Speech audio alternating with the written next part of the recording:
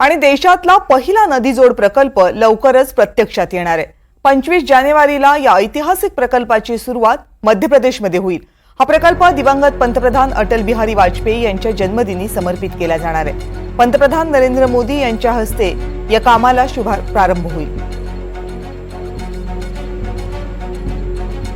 एकूण आपण विचार केला तर जवळपास या वर्षी केंद्र सरकारच्या वतीनं महाराष्ट्रातल्या गरिबांकरता, कच्च्या घरात राहणाऱ्यांकरता, बेघरांकरता एका वर्षात 20 लाख घरं देण्याची अनाउन्समेंट आताच केंद्रीय ग्रामविकास मंत्री आदरणीय शिवराज सिंग चौहान साहेबांनी केलेली आहे।